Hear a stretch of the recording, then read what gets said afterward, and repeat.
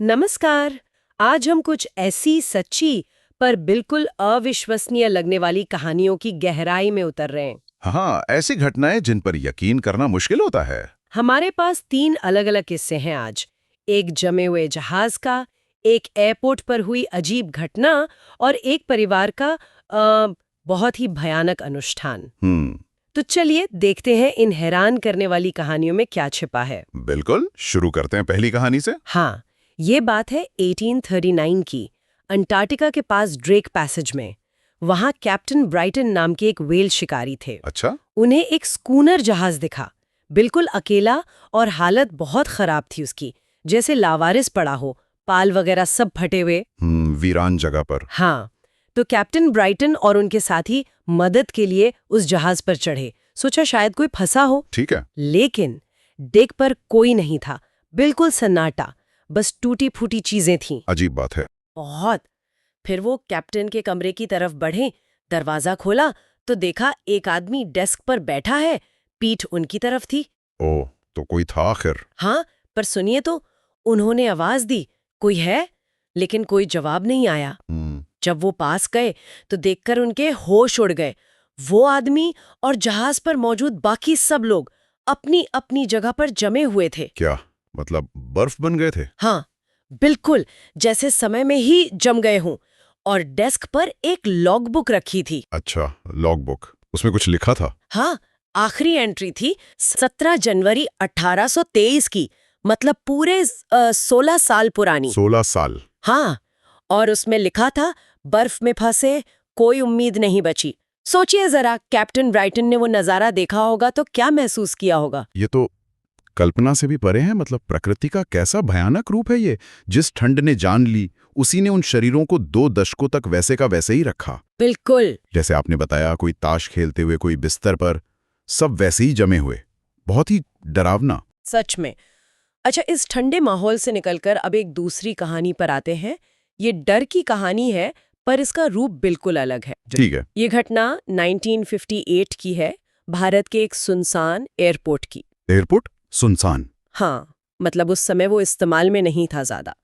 तो राम थापा नाम का एक युवक था। वो अपने बॉस और 2 और लोगों के साथ रात में वहां गया था। रात में? क्यों? पता नहीं, शायद कुछ काम रहा हो। लेकिन बात ये थी कि उस एयरपोर्ट के बारे में अफवाहें थीं कि वो भूतिया है। अच्छा, भूतिया एयरपोर्ट। और राम इन बातों पर पूरा यकीन करता था। बहुत डरा हुआ था। उसने तो अपनी हिफाजत के लिए एक चाकू भी रखा हुआ था साथ में। अरे बाप रे। जब वो लोग रनवे पे पहुंचे तो उन्हें दूर अंधेरे में एक रोशनी दिखी और कुछ परछाइयां सी हिलती हुई नजर आईं। जैसे उन लोगों ने टॉर्च जलाई होगी, उन परछाइयों की आंखें चमकने लगीं। बस राम का डर पक्का हो गया। उसे लगा भूत है। उसे पूरा यकीन हो गया कि वो भूत ही हैं। और वो इतना डर गया कि उसने वो चाकू निकाला और उन भूतों पर हमला करने दौड़ पड़ा। क्या सच में? हाँ, डर और बचने की कोशिश में वो उन पर टूट पड़ा। लेकिन वो असल में क्या था? भूत तो नहीं होंगे? बिल्कुल नहीं। असल में वो 3 गांव की औरतें थीं जो रात में शायद फूल या कुछ और चुनने आई थीं, और वो रोशनी उनकी लालटेन की थी। आंखें शायद टॉर्च की रोशनी से चमकी थीं। हे भगवान, तो फिर क्या हुआ? राम के हमले में एक औरत की मौत हो गई और 2 बुरी तरह घायल हो गई। ये तो बहुत बुरा हुआ, अनजाने में ही सही, पर। हाँ, लेकिन कहानी का सबसे चौंकाने वाला मोड़ अब आता है। मामला अदालत में गया। और सजा हुई होगी? नहीं, जूरी ने राम को सभी आरोपों से बरी कर दिया। बरी कर दिया? क्यों? क्योंकि जूरी का मानना था कि राम को सचमुच, मतलब पूरे दिल से यकीन था कि वो भूतों पर हमला कर रहा है, इंसानों पर नहीं। कमाल है। ये दिखाता है कि डर और अंधविश्वास इंसान की सोच को, उसकी असलियत की समझ को किस हद तक बदल सकते हैं। है ना? मतलब डर ने उसकी पूरी दुनिया ही बदल दी थी उस वक्त। बिल्कुल, भयानक है ये भी। अब तीसरी कहानी, ये हमें ताइवान ले जाती है, साल 2005। अच्छा, ताइवान। एक लड़का अपने अपार्टमेंट में था। उसे ऊपर वाले फ्लैट से, जहां वो परिवार रहता था, अजीब अजीब सी आवाजें सुनाई देने लगीं। कैसी आवाजें? जैसे कोई चीजें पटक रहा हो, मंत्र पढ़ने की आवाजें और चीखें। परिवार थोड़ा धार्मिक किस्म का था, पूजा पाठ करते थे, लेकिन इस बार की चीखें कुछ ज्यादा ही भयानक थीं। फिर अचानक सब शांत हो गया, एकदम सन्नाटा। और फिर 2 दिन गुजर गए।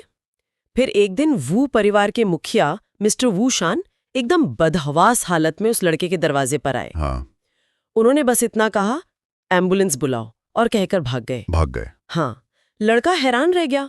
वो ऊपर गया देखने की क्या हुआ है। दरवाजा खुला पड़ा था। अंदर घुसा तो बहुत तेज बदबू आ रही थी। ओह, और लिविंग रूम में उसने वू परिवार की बेटी को देखा। वो मर चुकी थी। क्या हो गया था उसे? वो आवाजें किस लिए थी? जांच में जो पता चला वो बहुत ही भयानक है। परिवार को, मतलब पूरे परिवार को ये लगने लगा था कि उन सब पर किसी बुरी आत्मा या राक्षस का साया है। सामूहिक वहम जैसा। हाँ, बिल्कुल। और उस राक्षस को भगाने के लिए उन्होंने एक अजीब और भयानक अनुष्ठान शुरू किया। उनका मानना था कि राक्षस गंदगी से डरते हैं।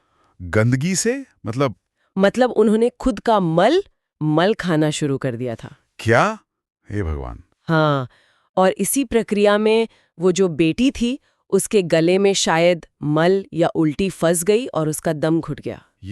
ये तो अविश्वसनीय है ना? और फिर मामला कोर्ट में गया। इसमें तो सजा होनी चाहिए। लेकिन यहाँ भी नतीजा चौंकाने वाला था।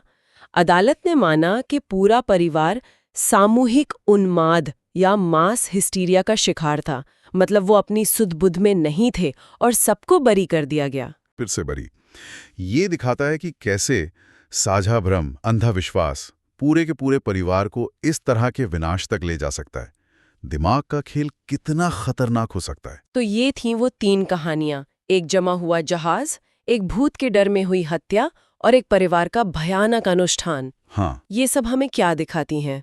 यही कि कैसे चरम हालात, चाहे वो बाहरी हों जैसे कड़ाके की ठंड, या अंदरूनी हों जैसे गहरा डर या धार्मिक भ्रम और अटूट विश्वास, लोगों से ऐसे काम करवा सकते हैं जिनके बारे में हम सोच भी नहीं सकते। बिल्कुल सही कहा। इन तीनों मामलों में, चाहे वो प्रकृति की ताकत हो, डर हो या सामूहिक पागलपन, लोगों की अपनी मानी हुई सच्चाई और असल दुनिया की हकीकत के बीच की जो रेखा थी वो पूरी तरह मिट गई थी। हाँ, और नतीजे हमेशा दुखद ही रहे। बेहद दुखद। आज की ये चर्चा एक सवाल जरूर छोड़ जाती है सोचने के लिए, कि आखिर किस हद तक हमारे विश्वास हमारी सच्चाई को बनाते हैं, और वो कौन सा पॉइंट है, कौन सा मोड़ है जहां यही विश्वास हमारे लिए खतरनाक बन जाता है। हाँ, ये वाकई सोचने वाली बात है। विश्वास और वहम के बीच की वो बारीक रेखा कहाँ खत्म होती है पता ही नहीं चलता।